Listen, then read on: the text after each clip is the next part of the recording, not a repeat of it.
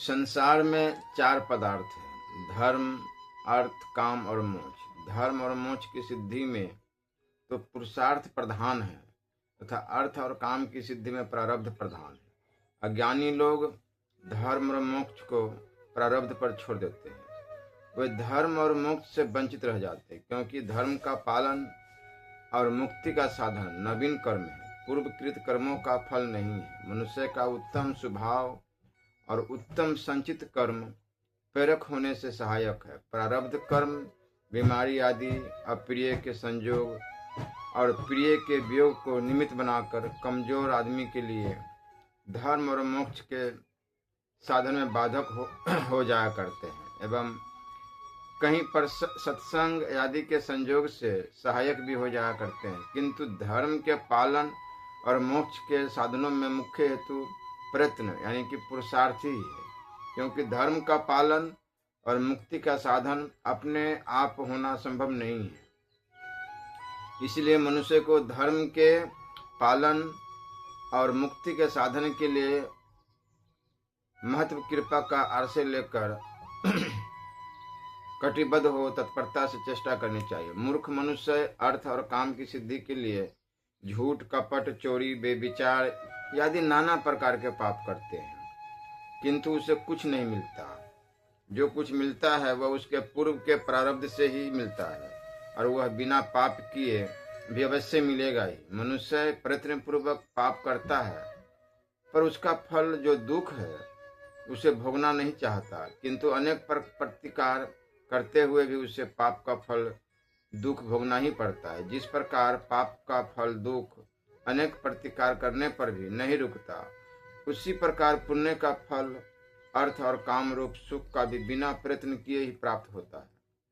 प्रयत्न तो केवल निमित्त मात्र है, क्योंकि अर्थ और काम की सिद्धि में मुख्य हेतु प्रारब्ध ही है। जो कुछ प्राप्त होता है उससे अधिक तो होगा नहीं, और जो होना है वह प्रतिकार करने पर भी रुक नहीं सकता। अतः अर्थ और काम की सिद्धि के लिए पाप करना भारी मूर्खता है। मनुष्य अज्ञानवश अर्थ और काम को पुरुषार्थ के अधीन समान कर उनकी सिद्धि के लिए अपना जीवन लगा देते हैं तथा नाना प्रकार के पाप करके आसुरी योनियां और नरकों में गिरते हैं। किंतु यदि अर्थ और काम की सिद्धि पुरुषार्थ से होती तो सभी आदमी धनी बन जाते हैं एवं सभी की कामना भी सफल हो जाती, क्योंकि सभी धनी बनना चाहते हैं तथा सभी को अपनी कामनाओं की पूर्ति की इच्छा है, पर ऐसा देखने में नहीं आता। कहीं कहीं पूर्व के प्रबल प्रारब्ध से काम और अर्थ की सिद्धि हो जाती है तो मूर्ख मनुष्य उसे अपने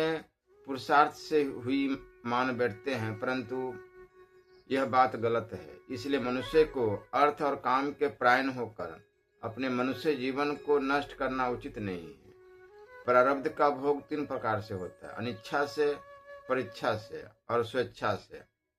मनुष्य न तो मरना ही चाहता है और न दुख ही भोगना चाहता है, पर पूर्वकृत पापों के फलस्वरूप वज्रपात, महामारी, अकाल, अग्नि और बाढ़ आदि की पीड़ा से मनुष्य दुखित हो जाता है और कोई कोई मर भी जाता है। तथा इसी प्रकार पूर्वकृत पुण्य के प्रभाव से किसी को अकस्मात कहीं गड़े हुए धन की प्राप्ति हो जाती है और किसी की पैतृक संपत्ति का मूल्य बढ़ जाता है, जो सुख का हेतु है। यह सब अनिच्छा यानी कि प्रारब्ध भोग है। पूर्वकृत पापों के फलस्वरूप दुख के हेतुभूत चोर, डाकू, सिंह, व्याध आदि के द्वारा धन, जन और शरीर की हानि हो जाती है, और इसी प्रकार पूर्वकृत पुण्य के प्रभाव से उसे कोई दत्तक पुत्र बना लेता है या कोई राजे सौंप देता है, जो कि सुख का हेतु। यह सब परीक्षा यानी कि प्रारब्ध का भोग है। उपयुक्त अनिच्छा और परीक्षा प्रारब्ध से प्राप्त सुख दुख भोग के विषय में भोक्ता मनुष्य बिल्कुल स्वतंत्र है। स्वेच्छापूर्वक किए हुए कृषि और व्यापार आदि में पूर्वकृत पापों के फलस्वरूप दुख का हेतु भूत नुकसान लग जाना तथा अपने और अपने कुटुंबी जनों के रोगादि की निवृत्ति के लिए किए जाने वाले औषधि आदि उपचारों का विपरीत परिणाम होना और इसी प्रकार पूर्वकृत पुण्यों के प्रभाव से सुख के हेतुभूत स्त्री पुत्र धन गृह आदि की प्राप्ति के लिए इच्छा पूर्वक किए हुए प्रयत्न की सफलता होना, यह सब स्वेच्छा प्रारब्ध भोग है। उपयुक्त प्रकार से इस जन्म में जो प्रारब्ध का भोग होता है वह अधिकांश में जो पूर्व जन्म में किए हुए कर्मों का ही फल होता है, किंतु कोई कोई इस जन्म में किया हुआ बलवान क्रियमान कर्म भी तुरंत प्रारब्ध बनकर इसी जन्म में फल देने के लिए प्रस्तुत हो जाता है। जैसे कोई पुरुष पर स्त्री गमन यदि पाप कर्म करता है तो उसके फलस्वरूप उसे उपदंश, सुजाक, धातु क्षय आदि बीमारियां हो जाती है। तथा इसी प्रकार कोई स्त्री पुत्र धन की प्राप्ति और रोग की निवृत्ति की कामना से यज्ञ दान तप रूप पुण्य कर्म विधि और श्रद्धा पूर्वक करता है तो उसके फलस्वरूप उसे उपयुक्त इष्ट की प्राप्ति हो जाती है। परंतु जो मनुष्य आत्म उद्धार के लिए भक्ति ज्ञान वैराग्य और निष्काम कर्म आदि साधनों का तत्परता से अनुष्ठान करता है उसे तो उसके फलस्वरूप इसी जन्म में शीघ्र ही मोक्ष भगवत प्राप्ति प्रत्यक्ष ही हो जाती है। संचित मनुष्य इस जन्म में जो कुछ क्रियमान कर्म करता है उसमें से जिस अंश का प्रारब्ध बनकर मनुष्य को भोग देने के लिए प्रस्तुत हो जाता है वह तो फल भुगता कर क्षय हो जाता है और उसके सिवा इस जन्म के बचे हुए क्रियमान कर्म पूर्व जन्मों के संचित कर्मों में सम्मिलित हो जाता है। इन संचित कर्मों के समूह का भक्ति ज्ञान और निष्काम कर्म आदि साधनों से क्षय होकर विनाश हो सकता है। जब तक इस संचित कर्म समूह का विनाश नहीं हो जाता तब तक वे भावी जन्म को देते रहते हैं। मनुष्य जो भी कुछ पुण्य पाप और मिश्रित कर्म करता है उसके दो प्रकार के संस्कार उसके हृदय में जमते हैं, सुख दुख आदि जो जाति आयु भोग को देने वाले हैं और सात्विक राजस तामस वृत्ति रूप संस्कार जो कि स्वभाव को बनाने वाले। इनमें पहले प्रकार के संस्कार तो फल भुगता कर शांत हो जाते हैं, किंतु सात्विक राजस तामस वृत्ति रूप संस्कार स्वभाव के रूप में रहते हैं और वे भविष्य में नवीन पुण्य पाप आदि कर्मों के प्रेरक होते हैं। अतः मनुष्य को अपने स्वभाव को सुधारने के लिए विवेक वैराग्य पूर्वक सत्संग भक्ति ज्ञान और निष्काम कर्म के द्वारा राजसी तामसी वृत्तियों का समन करके केवल सात्विक वृत्तियों का प्रवाह बहाना चाहिए। इस प्रकार साधन करने से संचित कर्म और राजसी तामसी वृत्तियां दोनों का क्षय होकर मनुष्य भगवत प्राप्ति के लिए समर्थ हो जाता है। क्रियमान राग द्वेष कामना ममता और अहंकार पूर्वक मन वाणी शरीर से जो पुण्य पाप और मिश्रित कर्म किए जाते हैं, क्रियमान कर्म है तथा स्वेच्छा प्रारब्ध भोग के निमित्त भी जो कर्म होते हैं वो भी क्रियमान के ही अंतर्गत है, क्योंकि उनमें कर्तव्य बुद्धि के सिवा जो शास्त्र के अनुकूल और शास्त्र के प्रतिकूल क्रिया होती है वो पुण्य और पाप रूप होने के कारण क्रियमान में ही शामिल है। जिनको ईश्वर और प्रारब्ध पर विश्वास नहीं है वह अज्ञानी मनुष्य झूठ कपट चोरी बेविचार आदि के द्वारा अर्थ और काम की सिद्धि प्रारब्ध से अतिरिक्त पुरुषार्थ से करना चाहते हैं। उनकी वह सिद्धि प्रारब्ध से अतिरिक्त तो हो ही नहीं सकती। जो कुछ प्राप्त होता है प्रारब्ध के अनुसार ही होता है, परंतु वे मूर्ख शास्त्र विरुद्ध क्रिया करके व्यर्थ ही पाप के भागी होते हैं। किंतु जिनको ईश्वर और प्रारब्ध पर विश्वास है वे कोई भी पाप क्रिया न करके शास्त्र अनुकूल कर्म करते हुए सत्य और न्याय पूर्वक ही अर्थ और काम की सिद्धि चाहते हैं। वे भारी आपत्ति पड़ने पर भी सत्य न्याय और धर्म से विचलित नहीं होते। अतः प्रारब्ध के अनुसार उनका कार्य तो सिद्ध होता ही है। वे पुण्य के भागी भी होते हैं और निष्काम भाव से करने पर तो परम कल्याण को प्राप्त हो सकते हैं। जो कर्म राग द्वेष कामना ममता और अहंकार से रहित होकर किए जाते हैं अथवा भगवदर्थ या भगवत दर्पण बुद्धि से किए जाते हैं, वे कर्म वास्तव में कर्म ही नहीं है, इसलिए वे भी क्रियामान में शामिल नहीं होते तथा स्वप्न में होने वाली मानसिक क्रियाएं भी क्रियामान में शामिल नहीं है, क्योंकि वे समझ बुझकर की हुई नहीं है।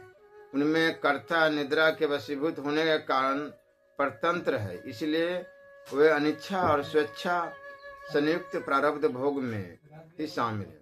प्रारब्ध कर्म तो मनुष्य को भोगने ही पड़ते हैं, अतः वे भोग भुगता कर क्षय हो जाते हैं तथा जो बचे रहते हैं वे परमात्मा की प्राप्ति में रुकावट नहीं डालते।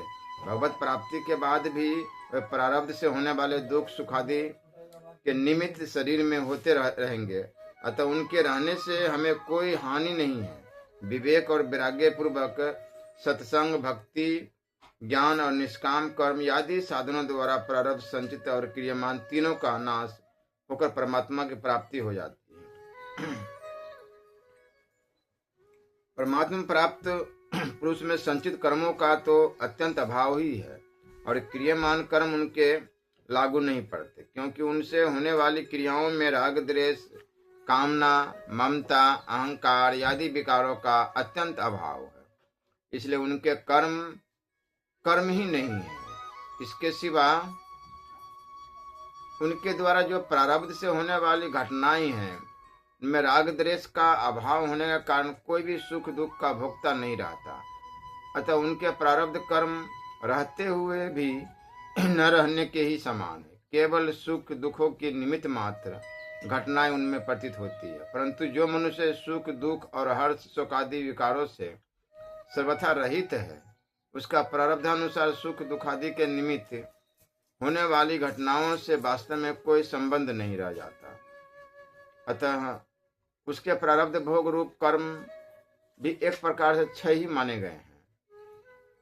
उस परब्रह्म परमात्मा का साक्षात्कार कर लेने पर इस पुरुष की हृदय ग्रंथि टूट जाती है, सारे संशयों का छेदन हो जाता है और इसके प्रारब्ध संचित क्रियमान रूप समस्त कर्म नष्ट हो जाते हैं। श्रीमद् भागवत गीता में मनुष्य को आत्म कल्याणार्थ देवी संपदा धारण करने के लिए कहा गया है। गीता 16 अध्याय 5वां श्लोक, अतः कल्याण कामी मनुष्य को देवी संपदा में बतलाए हुए सद्गुण सदाचारों को अमृत के समान समझकर उनका सेवन करना चाहिए। गीता में 16वें अध्याय के आरंभ में ही 3 श्लोक में भगवान ने सद्गुण सदाचारों के सार रूप देवी संपदा के 26 लक्षण इस प्रकार बतलाए हैं। भय का सर्वथा अभाव, अंतकरण की पूर्ण निर्मलता, तत्व ज्ञान के लिए ध्यान योग में निरंतर ढूंढ स्थिति और सात्विक दान, इंद्रियों का दमन, भगवान देवता और गुरुजनों की पूजा तथा अग्निहोत्र आदि उत्तम कर्मों को आचरण एवं शास्त्रों का पठन पाठन तथा भगवान के नाम और गुणों का कीर्तन, स्वधर्म पालन के लिए कष्ट सहन और शरीर तथा इंद्रियों के सहित अंतकरण की सरलता, मन वाणी और शरीर से किसी प्रकार भी किसी को कष्ट न देना अर्थात और प्रिय भाषण, अपना अपकार करने वाले पर भी क्रोध का न होना, कर्मों में स्वार्थ का और कर्तापन के अभिमान का त्याग, अंतकरण की उपरति अर्थात चित्त की चंचलता का भाव, किसी की भी निंदादि न करना, सब भूत प्राणियों में हेतु रहित दया, इंद्रियों का विषयों के साथ संजोग होने पर भी उसमें आसक्ति का न होना, कोमलता, लोक और शास्त्र से विरुद्ध आचरण में लज्जा और व्यर्थ चेष्टाओं का भाव, तेज क्षमा धैर्य, बाहर की शुद्धि एवं किसी में भी शत्रु भाव का न होना और अपने में पूज्यता के अभिमान का भाव, ये सब है अर्जुन देवी संपदा को लेकर उत्पन्न हुए पुरुष के लक्षण है। प्रत्येक भाई बहन इन देवी संपदा के 26 लक्षणों को अपने में भली भांति धारण करने का कुछ तरीका जान सके, इसके लिए यहाँ एक कहानी बताई गई है। प्रयाग में एक ब्राह्मण रहते थे, उनका नाम था देवदत्त।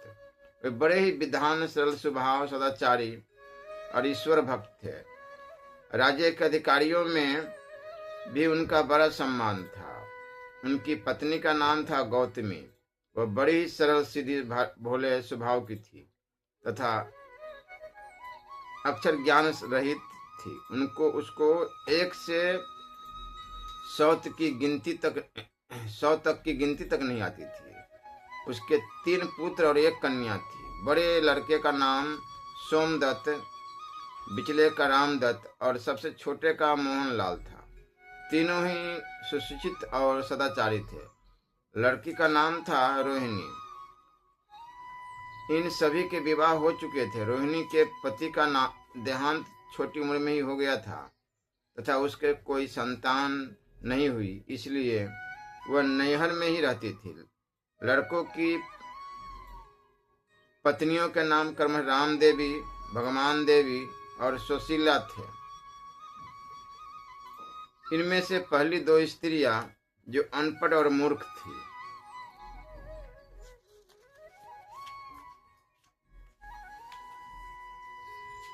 किंतु सुशीला बड़ी विदुषित थी। वह अपने नाम के अनुसार ही बड़ी शीलवती थी। वह अत्यंत शांत स्वभाव, सद्गुण, सदाचार संपन्न, ईश्वर भक्त और पतिव्रता थी। वह सभी कामों में चतुर और सुशिक्षिता थी।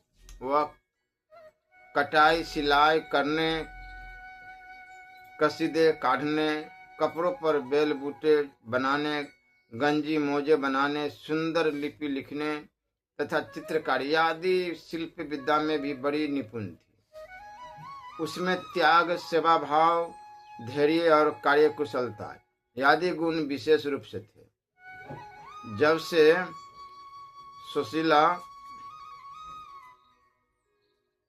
घर में आई, तब से घर में मानो सुव्यवस्था आ गई।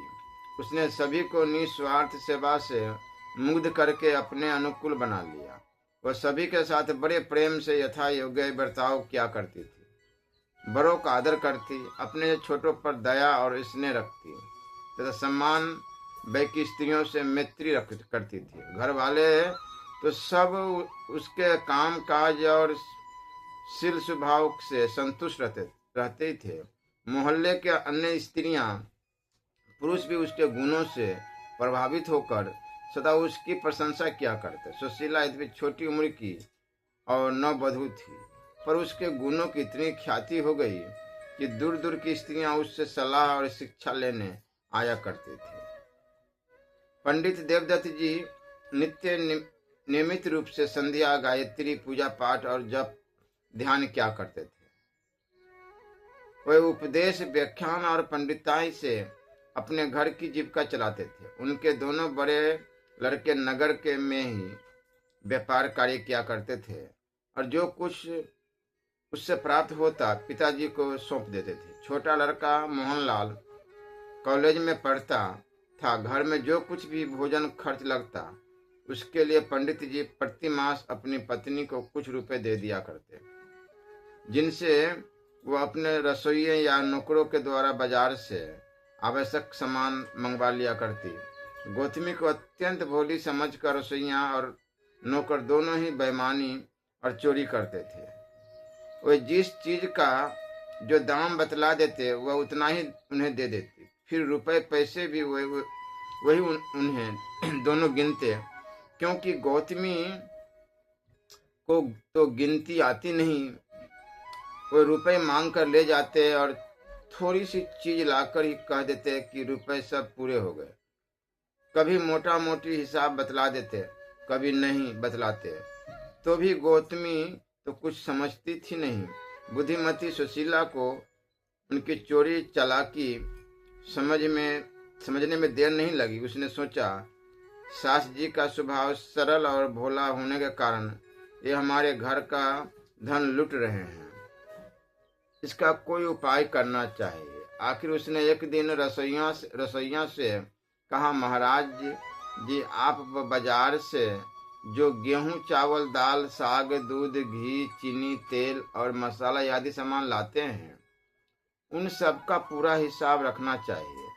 रसोईया ने करक कर कहा, वाह, तू बड़ी हिसाब लेने वाली आई है। हमारे यहाँ तो यूं ही सारा काम विश्वास पर चलता है। तेरी सास इतनी बड़ी हो गई पर बेचारी ने कभी कोई हिसाब नहीं मांगा, और तू कल की आई हुई हम घर के लोगों से हिसाब मांगने लगी। मालूम होता है अब तू ही घर की मालकिन हो गई है। वधू के प्रति रसोइया के तिरस्कार सूचक करे शब्द बगल के कमरे में बैठे हुए पंडित देवदत्त जी के कानों में पड़े। उन्होंने स्वाभाविक ही बड़े धीरज के साथ रसोइया को संबोधन कर कहा, भैया, बहू तो ठीक ही कहती है। उसकी सीधी बात पर यूं करकना और डांटना तो उचित नहीं है। तुम जो हिसाब नहीं देते ये अच्छी बात थोड़ी ही है। रुपये का हिसाब तो पाई पाई का होना चाहिए। जो भी कुछ हो, अब तुम छोटी बहू को सब हिसाब बतला दिया करो। यह लिखी पढ़ी है, सब हिसाब लिख लिया करेगी। उन्होंने फिर बहू से कहा, बेटी, तुम्हारी सास तो भोली है, अब तुम ही घर का हिसाब रखा करो। सुशीला तो यह चाहती ही थी। वह लेन देन का पूरा हिसाब रखने लगे। रसोइया तथा नौकर दोनों से ही जो भी बाजार से सामान मंगाया जाता वो उनसे पूछकर सारा हिसाब लिख लिया करती। उसकी सेवा स्वभाव और गुणों के कारण घर भर के सभी स्त्री पुरुष बड़े मुग्ध थे, किंतु स्वार्थी रसोइया और नौकर उससे अपने पथ का रोरा समझकर उसे द्वेष करने लगे।